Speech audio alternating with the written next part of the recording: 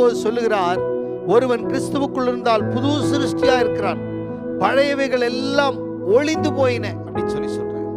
இன்றைக்கு நம்முடைய வாழ்க்கையில பழையவைகள் ஒளிந்து போய் இருக்கிறதா? பழையவைகளை நாம் கலற்றி இருக்கிறோமா? பழையவைகளை நாம் விட்டு இருக்கிறோமா? பழைய சுபாவங்களை விட்டு இருக்கிறோமா? பழைய பாவங்களை விட்டு இருக்கிறோமா? பழைய காரியங்கள், அதாவது கர்த்தருக்கு அருவருப்பான காரியங்கள் விட்டு விலகி இருக்கிறோமா? ஆண்டவரை நாம் ஏற்றுக்கொள்ளும் போது என்ன சொன்னோம்? ஆண்டவரே, இருதயத்துக்குள்ள வாங்க, என் பாவத்தை மன்னிங்க, என்னை உங்க பிள்ளையாக மாத்துங்க, இனி நான் பாவம் செய்ய மாட்டேன், இனி நான் நல்லவனா இருப்பேன், ஒழுக்கமுள்ளவளா இருப்பேன், சரியானவனா இருப்பேன், இதெல்லாம் சொல்லி தானே ஆண்டவரே இருதயத்துக்குள்ள வாங்கன்னு சொல்லி அழுது புலம்பி கர்த்தருடைய சமூகத்துல இரத்தத்தால கழுவப்பட்டு நாம் புது சிருஷ்டியாய் மாறினோம். ஆனா அது ஒரு நாள்.